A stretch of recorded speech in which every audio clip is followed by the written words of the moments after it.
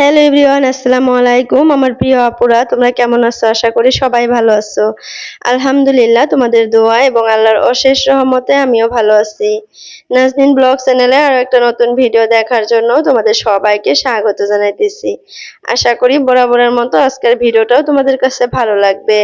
তো দেখো, আমার মেয়ে দেখো বাইরে এসে খেলা করতেছে। তো আমি চুপি চুপি আর কি ভিডিও করতে চাইছিলাম, কিন্তু হইলো না। তো এখন কিন্তু দুপুর হয়ে গেছে, আর আমার ছেলে কিন্তু স্কুল থেকে চলে আসছে, ভাত খাইতেছে। তো এখন কিন্তু আমি অনেক কাজ করব। আর ওই যে বারান্দায় দেখো আমার ভাসুরের ছেলে খেলতেছে, মানে আদনান খেলতেছে। তো ওকে আমি ডাকতেছি আদনান আদনান করে, ও দৌড়ে ঘরে চলে গেল। আর এদিকে আমার মেয়ে দেখো মাটি দিয়ে খেলবে, মানে প্রত্যেক দিন ও গোসল করে ভাত টাত খেয়ে তারপরে এইভাবে বসে বসে মাটি দিয়ে খেলে। মানে আগা বেলাটা খেলে না, মানে পাশা বেলাটা এইভাবে খেলবে।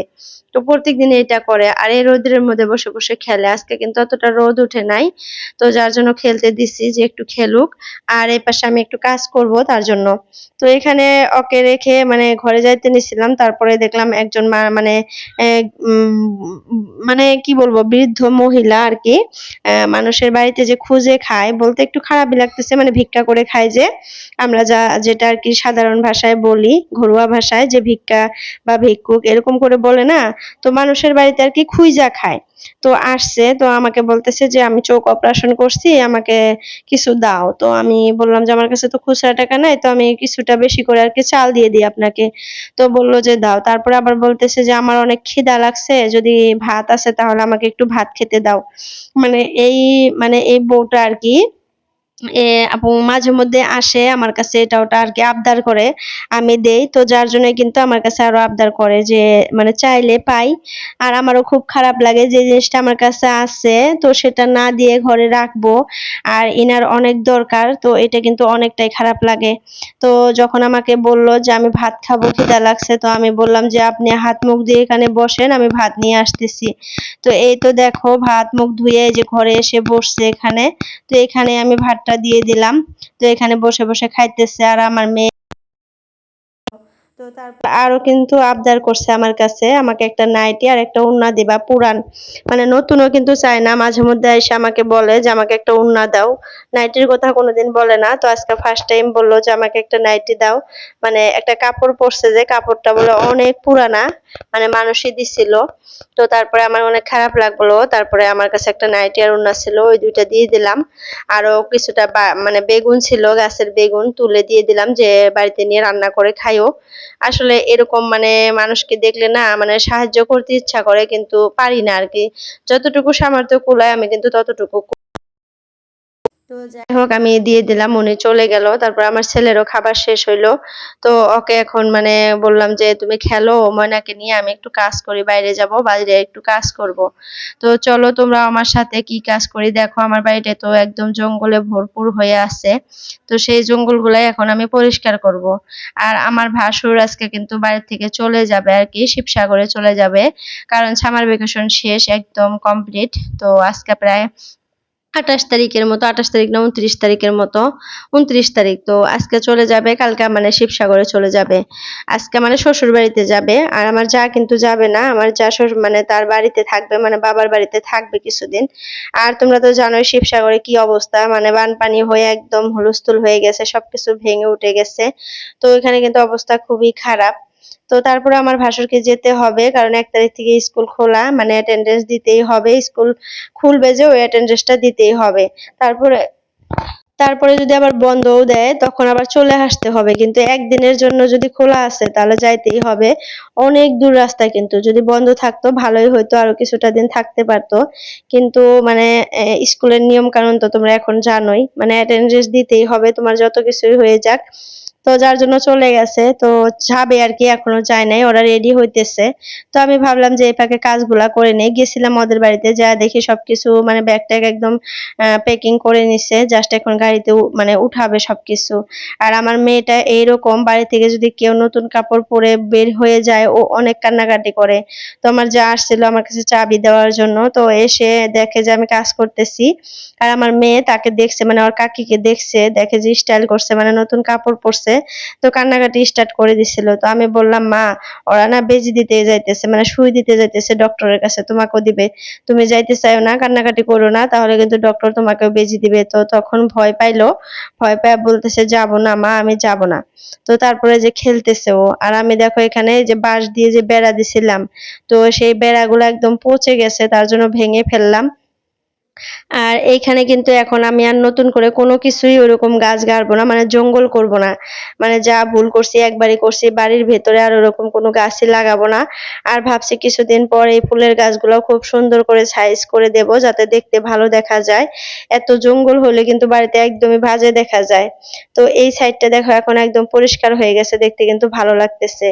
আর আসলে ঠান্ডার দিনে কিন্তু বাড়িঘর বেশি পরিষ্কার থাকে, ঘাস গাছগুছালি এগুলা কিন্তু অতটা হয় না, এই জিনিসগুলা মরে যায়। আর গরমের দিনে যেহেতু বৃষ্টি পড়ে, তো বৃষ্টির জন্য কিন্তু মানে ঘাসে অনেক সার পায়, মানে পানি পায় যে, তার জন্য ঘাসের কিন্তু বৃদ্ধিটাও বেশি হয়। আর বৃষ্টির সিজনে কিন্তু মানে ঘরবাড়ি বা এরকম মানে গাছ জঙ্গল দিয়ে একদম ভর্তি হয়ে যায়। যেখানে ঘাস থাকে সেখানে দেখবা যে আরো পাহাড় হয়ে গেছে ঘাস দিয়ে। আর ঠান্ডার দিনে দেখবা সব মরে একদম সাফা পরিষ্কার হয়ে যায়। তো ঠান্ডার দিন আসতে না আসতেই দেখো ঘাসগুলা মানে অনেকটাই পরিষ্কার হয়ে গেছে। মানে হয় নাই, এগুলা কিন্তু কেটে নিছে, তারপরে আমি আবার একটু করে পরিষ্কার করতেছি। তো আজকে কিছুটা করব, কালকা করব, মানে অল্প অল্প করে করব। আমি তোমাদেরকে বলছি না, মানে আমার সাহসই হয় না এগুলা পরিষ্কার করতে। এত পরিমাণে গরম এখন, এই গরমে বাইরে বের হয়ে যেগুলা পরিষ্কার করব, মানে শরীরে কুলায় না, এরকম হয়েছে। তারপরেও মানে ভাবছি যে প্রত্যেকদিন গোসল করার আগে অল্প অল্প করে করব, অল্প অল্প করে করতে করতে পরিষ্কার হয়েই যাবে। একদিনে যে করতে হবে এটা তো কোনো কথা না, আর একদিনে করে আমি যে অসুস্থ হয়ে যাব এটা আমি ভালো করেই জানি। তার জন্য অল্প অল্প করে করতে চাইছি। আর তোমাদের ভাইয়া কিন্তু আমাকে করতে মানা করছে, বলছে যে মানুষ দিয়ে করাইতে, কিন্তু মানুষই পাইতেছি না। একজনকে বলছিলাম যে এই বেড়াটা ভেঙে নিয়ে যেও, মানে ভাত রান্না করো, ওরা আবার চৌকায় ভাত রান্না করে। তো একদিন এসে একটা জাংলা, ছোট যে জাংলা ছিল ওইটা ভেঙে নিয়ে গেল। তারপরে প্রায় ৩ দিন হয়ে গেল আর আসতেছে না। তো মানুষের জন্য আর কতক্ষণ বসে থাকবো, তার জন্য নিজে ভেঙে নিলাম, ভেঙে এক সাইডে রেখে দিলাম। আর এই জাংলাটা ভাবতেছি ভাঙবো না এবার, কারণ এখানে একটা লাউ গাছ গাড়বো আর একটা সিমের গাছ গাড়বো এই জাংলাটাতে। আর এইবারই লাউ গাছ আর সিমের গাছ গাড়বো, তারপরে জাংলা টাংলা ভেঙে ফেলবো। কিসের জন্য মানে ভাঙলাম না জানো, অনেক কষ্ট করে এই জাংলাটা দিচ্ছি। তো এবার যা গাছ গাছছিলাম কোনো কিছুই কিন্তু এই জাংলা থেকে খেতে পারলাম না। জাস্ট বটবড়ি খেতে পারছি, আর মানে করলা খেতে পারছি না, ভোল খেতে পারছি না কিছু। আর কয়েকটা শশা খাইছিলাম, আর পুঁই শাক খাইলাম। তো ভোল, মিষ্টি কুমড়া, চাল কুমড়া এগুলো কিন্তু কিছুই খেতে পারি নাই। তার জন্য ভাবলাম যে না, এত কষ্ট করে জাংলা দিলাম, আর একটা বার মানে জাতিলাউ গাছ গাড়ি আর সিমের গাছ গাড়ি, তারপরে আবার মানে ভেঙে ফেলবো, মানে আরেকবার গরমের সিজনে এগুলো সব ভেঙে একদম চকচকা করে ফেলবো ভাবছি। এত জঙ্গল হতে দিব না আর কি, গরমের সিজনে এত জঙ্গল হতে দিব না। ঠান্ডার দিনে কিন্তু জঙ্গল হয় না, পরিষ্কারই থাকে, কিন্তু গরমের দিনে বেশি জঙ্গল হয়। আর সাপ পোকারও কিন্তু ভয় থাকে। তো গরমের দিনে আসলে সবকিছু পরিষ্কার মানে রাখতে হয়, বাড়ির আশেপাশে জঙ্গল হতে দিতে মানে দেওয়া যায় না। বেশি জঙ্গল হলে কিন্তু দেখবা সাপ পোকার ভয় থাকে। আর আমার ঘরে এত পিঁপড়া, লাল পিঁপড়া, কালা পিঁপড়া, সব পিঁপড়াই হয়েছে, কারণ কি বলতো, চারিপাশে যে জঙ্গল, ঘাস, এগুলার থেকে কিন্তু এই পিঁপড়াগুলা ঘরের ভিতরে চলে যাইতেছে। তো তোমাদের ভাইয়া এরই মধ্যে ফিনাইল দিছিল, ফিনাইল দেওয়ার জন্য কিন্তু অনেক পিঁপড়া আর কি মরে গেছে মনে হয়। এখন ঘরের ভিতরে পিঁপড়া একটু কমছে, এরকম মানে দেখতেছি কতদিন থেকে, মানে পিঁপড়াটা একটু কম পরিমাণে আসতেছে ঘরে। তো এই যে দেখো জাংলাটার তল দিয়েও পরিষ্কার করে নিলাম, মানে এই যে বাঁশটার গুলা ভেঙে মানে একদম পরিষ্কার করে নিতেছি, মানে অল্প অল্প করে করতেছি, অতটাও কিন্তু করতে পারি না, এগুলা কাজ যেহেতু আগে কোনোদিন করি নাই। তো নতুন বাড়ি যেহেতু টুকটাক কাজ করে করে শিখতেছি আর কি, কিভাবে করলে কি এমন হয়। তো মরিয়ম আপুকে দেখে দেখেই ধরতে গেলে আমি মানে ঘরের বাড়ির কাজ করি, মানে বাইরের কাজ করি, ঘরের না। মানে বাইরে যে আপু পরিষ্কার করে, গাছ লাগায়, এগুলা দেখে দেখে আর কি সাহস করি যে একটু করব, কিন্তু আবার মাঝে মধ্যে দেখি যে হাঁপিয়ে যাই, সাহস পাই না, মানে সাহস হারিয়ে যায় এরকম। তো দেখো ওই যে পরিষ্কার করার পর কিন্তু এখন এরকম দেখা যাইতেছে। আর এই ঘরের সামনেও কিন্তু এই জঙ্গলগুলা মানে রাখবো না, এই ফুলের গাছগুলা কিছুটা রাখবো, যেগুলা দেখা যায় যে বেশি খারাপ দেখা যায় ওই গাছগুলা তুলে ফেলবো। যেগুলা নার্সারি থেকে কিনে আনছি ওইগুলা সুন্দর করে টপের মধ্যে সাজিয়ে সাজিয়ে রাখবো ভাবছি। তো দেখো একটু কাজ করার পর হাতের কি অবস্থা হয়ে গেছে। তো ভালো করে কিন্তু দেখা যাইতেছে না। এই যে দেখো নখগুলার কি অবস্থা হয়ে গেছে। মানে চারার ভেতর দিয়ে মাটি ঢুকে গেছে। তো এই সবই হয় আরকি। মাটির কাজ করলে কিন্তু এগুলা হয়। তো আমি এখন ঘরে গিয়ে তারপরে এই চারাগুলা কিন্তু কাটবো। তা না হলে কিন্তু মানে এগুলা এরকম নোংরা হয়ে থাকবে। ভাত খাওয়ার সময় কিন্তু ভাতে আরকি যাবে, খাবারের সাথে মিশিয়ে যাবে। তার জন্য মানে কাটবো। তো যাই হোক, এই যে ভিডিওটুকু যে দেখতেছো, এই ভিডিওটুকু কিন্তু কালকার ভিডিও। মানে কালকার ভিডিওতে এড করতে চাইছিলাম কিন্তু অনেক লং হয়ে গেছিল, তার জন্য এড করি নাই। মানে কালকা ধরো যে গোসল করার পর মানে সন্ধ্যাবেলা আমি কিছুটা শাক তুলছিলাম। তো সেই ভিডিও ক্লিপটুকু রেখে দিয়েছিলাম যে কালকার ভিডিওতে শেয়ার করব, কিন্তু পারি নাই জন্য আজকের ভিডিওতে আর কি অ্যাড করে দিলাম। তো এই যে বেড়াগুলো যা আছে তোমরা হয়তো ভাববা যে বেড়া না আপু সাফ করে ফেললো, আবার বেড়া কোথা থেকে আসলো। আসলে কালকার ভিডিও যে তার জন্য আসছে। মানে কালকা সন্ধ্যা ৫টার সময় আমি ঘুম থেকে উঠে মানে শাক তুলে রাখছি, কারণ আজকে রান্না করছি আর কি। আজকে কিন্তু তোমাদের সাথে রান্না বান্না শেয়ার করি নাই। তো আজকে কিন্তু আমি পুঁই শাক দিয়ে মানে ইসা মাছ দিয়ে রান্না করছিলাম। এই পুঁই শাকটাই কিন্তু আমার গাছ থেকে তুলে পরিষ্কার করে কেটে কুটে রাখবো এখন। আর এটা কিন্তু কালকে রান্না করব। আর আমার ছেলে মেয়ে দুজনে কিন্তু ঘুম পাড়তেছে। আর দেখবা শাক যদি রান্না করো তাহলে যদি আগে থেকে কেটে না রাখো তাহলে কিন্তু মানে রান্না করার সময় দেখবা যে অনেক সময় চলে যায়। আর ঘর বাড়ির কাজ কিন্তু অতটা করা যায় না। মানে শাক কাটতে কিন্তু অনেক সময় লাগে, প্রায় আধা ঘন্টা ১ ঘন্টা লেগে যায়। আর ওই আধা ঘন্টা ১ ঘন্টায় যদি আগের থেকে কেটে রাখো তাহলে দেখবা ওই আধা ঘন্টা ১ ঘন্টায় তোমার রান্না বান্নাই একদম কমপ্লিট হয়ে যাবে।